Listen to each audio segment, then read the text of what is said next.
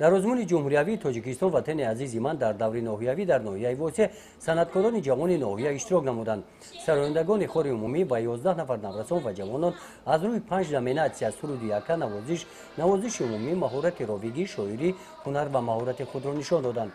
иштирокчиёни озмун дастпарварони мактаби бачагонаи санъат, филармонияи халқии ноҳия ва маҳфилҳои муассисаҳои таҳсилоти миёнаи умумӣ мебошанд. саҳна озод буд. дигар хоҳишмандон ҳам имкон доштанд дар ин бахшҳо ҳунар ва истеъдоди худро нишон диҳанд.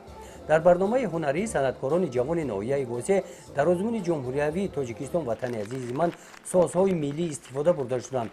шеърҳо аз эҷодиёти халқ мушфиқӣ, бедил, давлати сафар, раҷаби ғаффор, бо оҳанг аз халқ, такмили зайниддин қаландаров ва муҳаммадҷон шайдуллоев, ҳунармандони ноҳия ва оҳангҳои акашариф ҷураев сароида шуданд. дар ҷанбаст аз рӯи хулосаи аъзоёни ҳакамони озмун, кормандони масъули бахши фарҳанги минтақаи Кӯлоб, хори умумии Тоҷикистон, иҷрокунандаи сурудҳои якка аз рӯи номинатсияи ровӣ Мадина Мирзоев ва хонандаи синфи 11, аз муассисаи таҳсилоти миёнаи умумии рақами 8 аз ҷамоати деҳоти ба номи Худоён Раҷабов, дар номинатсияи шоирӣ Дилафрӯзи Шакурӣ, хонандаи синфи 10 аз муассисаи таҳсилоти миёнаи умумии рақами 4 ҷамоати деҳоти Гулистон ба даври вилоятии озмун роҳ ёфтанд.